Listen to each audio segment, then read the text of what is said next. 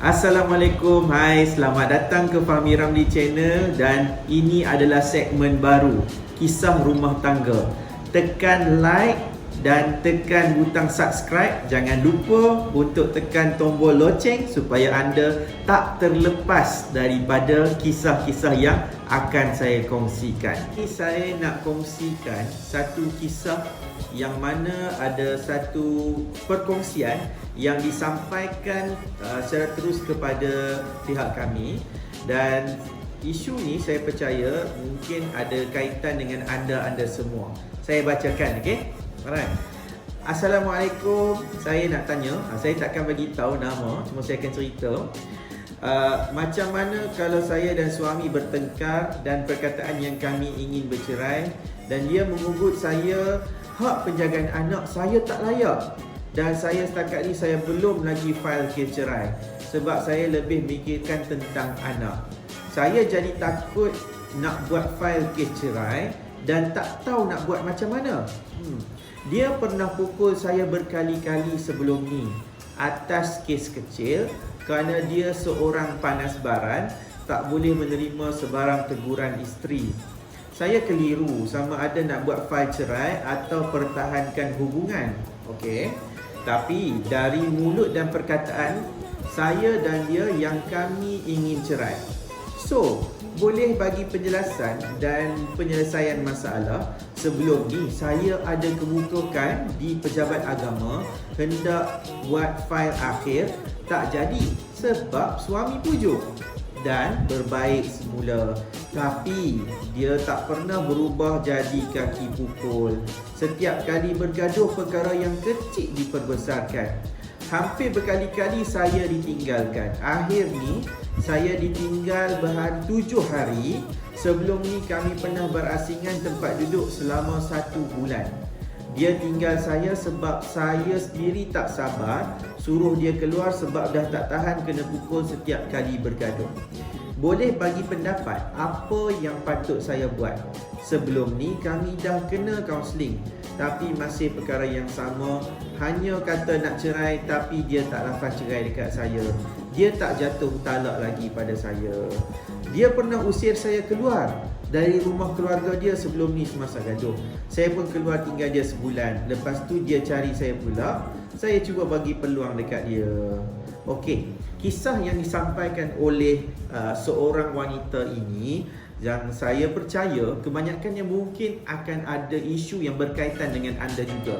Apa yang diceritakan oleh puan ini adalah isu berkaitan dengan perceraian sebenarnya. Tapi apa yang paling penting adalah anda perlu tentukan terlebih dahulu.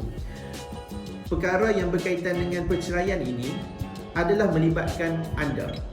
Anda nak teruskan hubungan perkahwinan ataupun nak perceraian. Itu perkara pertama yang perlu untuk anda lakukan. Tentukan terlebih dahulu.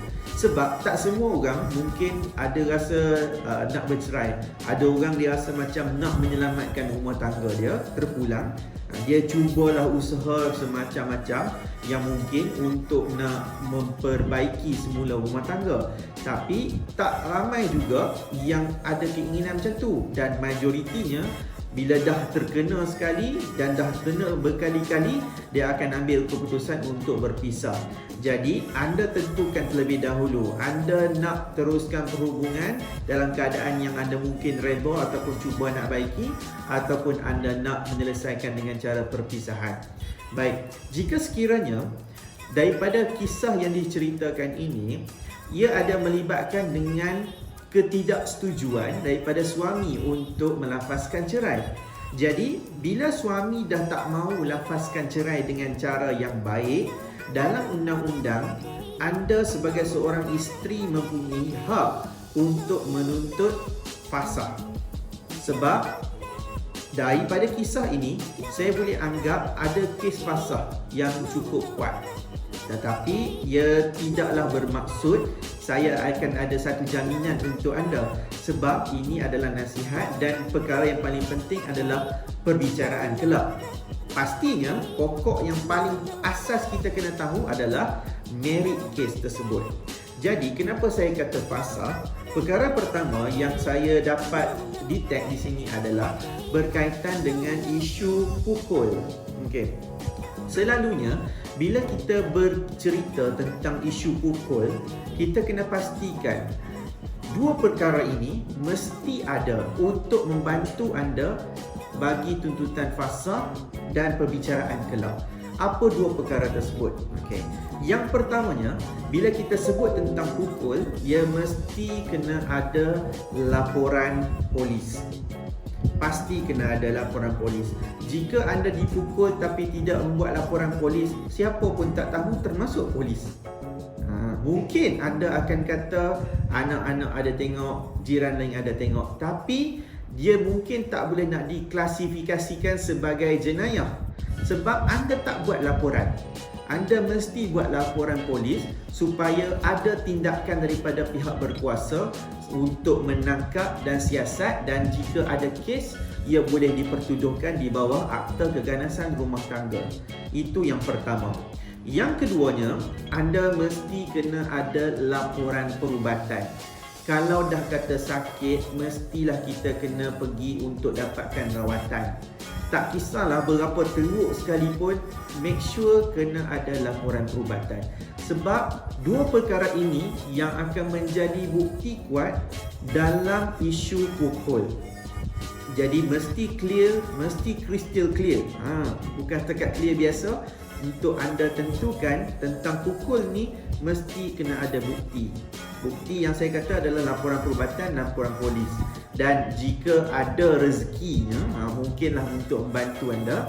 Kalau ada orang nampak anda dipukul, dengar anda dipukul, bergaduh dan sebagainya tersebut, mungkin boleh jadi satu advance untuk anda supaya dia lebih menguatkan. Cuma yang berlaku di dalam kisah rumah tangga ini, pergaduhan, pukul dan sebagainya ini selalunya berlaku dalam rumah yang mana tak ada orang tengok. Jadi laporan perubatan dan laporan polis itu adalah satu perkara yang boleh mendatangkan bukti tentang berlaku pukul-memukul dalam rumah tangga. Okey, itu yang pertama. Daripada kisah ini, yang keduanya yang saya baca tadi adalah isu berkaitan dengan tindakan untuk kaunseling. Saya sangat puji sebenarnya kepada orang yang mengambil pendekatan ataupun pasangan yang mengambil pendekatan untuk mendapat kaunseling terlebih dahulu. Kerana apa? Itu akan menunjukkan satu usaha sebenarnya. Dia tidak terus untuk membuat keputusan untuk berpisah. Sebaliknya, dia mungkin akan ada satu, kita kata, usaha untuk menyelamatkan rumah tangga. Tapi kaunseling ni, dia merupakan satu nilai tambah yang baik untuk kita nak tunjukkan bahawa kita sebenarnya tidak tergopoh-gapoh dalam isu bercerai, tetapi kita telah membuat keputusan semasak yang mungkin kita sebut. Jadi dalam laporan kaunseling pasti akan ada catatan. Kenapa perlu kaunseling? Sebab kita perlukan pembuktian laporan kaunseling tersebut. Apa dapatannya? Apa kesan positif daripada kaunseling ini? Berjaya ataupun tidak? So perkara ini mungkin boleh menjadi satu bukti tambahan dalam kes fasakh tersebut. Andai kata kaunseling tersebut gagal, termasuklah salah satu pihak tidak mahu hadiri, terutamanya suami enggan hadir kaunseling, yang mungkin akan menjadi nilai tambah kepada isteri tersebut. Yang ketiga, daripada isu ini saya percaya ia akan ada kaitan dengan tekanan perasaan. Biasa, perkahwinan dia akan melibatkan dengan hati. Perkahwinan pun penyatuan dua hati. Jadi perkahwinan, perceraian ni adalah melibatkan hati. Pastinya bila sebut tentang isu pergolakan rumah tangga, ia akan melibatkan dengan hati yang mungkin dah tak terima, hati yang tekanan dengan pukul, dengan isu anak, dengan isu suami dan sebagainya. Ia akan menyebabkan anda tekanan dan mungkin mental anda stres dan sebagainya. Jadi andai kata anda membuat tuntutan fasakh tersebut, anda hanya menangis dan bercerita kata anda tekanan, itu tidak lagi membuktikan. Sebaliknya, bagaimana hendak membuktikan tekanan? Ia mesti berasaskan kepada laporan psikiatri, di mana anda perlu dapatkan anda perlu terlebih dahulu mendapatkan rawatan di hospital kerajaan bahagian psikiatri, iaitu untuk menentukan tahap kesihatan mental. Ini bukan bermaksud nak menentukan anda gila, tidak sebenarnya. Tetapi ini nak menunjukkan kepada perubatan punya terms, iaitu untuk anda buktikan level of psychiatry sickness. Okay, so maksudnya anda mesti perlu untuk dapatkan rawatan di hospital di bahagian psikiatri. Tujuannya untuk membuktikan tentang tahap kesihatan mental anda. Pastinya hanya doktor psikiatri sahaja yang boleh membuktikan perkara tersebut. Kalau tanya saya pun takkan mampu untuk nak tunjukkan betapa teruk. Kalau sekadar anda masuk bercerita dan menangis semata-mata, itu belum lagi membuktikan. Itu yang ketiga. Yang keempat, daripada kisah yang kita dengar tadi ini, dia ada bercerita tentang bagaimana suami ni dihalau keluar daripada rumah sebab dia dah tak tahan kerana pukul. Saya percaya bila kita sebut kata suami dihalau keluar, ini bermaksud rumah tersebut adalah milik isteri. Biasanya orang yang menghalau keluar ni adalah tuan rumah lah. Jadi tuan rumah memang layak untuk menghalau. Jadi disebabkan saya percaya isu ini akan ada kaitan dengan isu nafkah. Kerana apa? Walaupun suami duduk dalam rumah tersebut bersama dengan isteri, dalam rumah yang isteri bayar setiap bulan, ini tidak bermaksud mengatakan bahawa suami telah menyediakan nafkah. Sebaliknya rumah tersebut dibayar oleh isteri. Jadi kalaulah suami hanya menanggung tentang bil elektrik ke sikit kadang-kadang gitu, jadi isu ini kita panggil isu yang nafkah tidak cukup ataupun culas. Jadi sepatutnya suami ni walaupun rumah tersebut adalah milik isteri, dia perlu membayar nafkah rumah tersebut. Jadi saya percaya mungkin isu ni tak diperdalamkan dan saya rasakan akan ada timbul isu berkaitan dengan nafkah yang tidak ditanggung oleh pihak suami. Jadi anda sebagai seorang isteri, anda perlu tahu hak nafkah anda ini bukannya semata-mata wang ringgit, tetapi penyediaan tempat tinggal, makan minum, pakaian dan segala perubatan hendaklah ditunaikan oleh pihak suami. Jadi andai kata dalam anggapan daripada kisah ini, saya percaya akan timbul isu berkaitan dengan nafkah yang tidak diperolehi oleh pihak isteri. Dan anda kalau nak tuntut fasakh, nafkah yang tidak diperolehi itu mestilah sekurang-kurangnya 4 bulan. 4 bulan gagal, mesti senang untuk anda buat tuntutan fasakh tersebut. Dan yang kelima, elemen yang paling penting sekali dalam pembuktian kes fasakh, kita mesti buktikan tentang mawaddah warahmah, iaitu rumah tangga ini dah tak ada kasih sayang dan dah tak ada rahmat dah kalau diteruskan. Kerana apa? Fasakh ini adalah kita mohon supaya hakim membubarkan perkahwinan.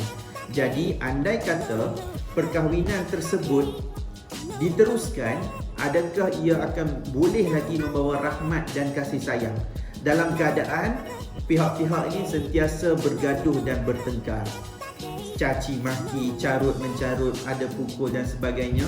Tapi mungkin disebabkan kita katakan kekurangan bukti, lemah bukti, tapi dari segi perhubungan dalam mahkamah pun kita nampak tak bagus. Adakah ia boleh diteruskan lagi dengan cara yang baik perkahwinan ini? Jadi pembuktian tentang mawaddah warahmah ini yang mesti ditekankan sesungguhnya supaya nampak jelas bahawa rumah tangga ini tidak boleh lagi diselamatkan. Itu yang saya nampak berasaskan daripada kisah ini. Jadi anda boleh terima dan anda juga boleh menafikan. Itu sahaja. Terima kasih.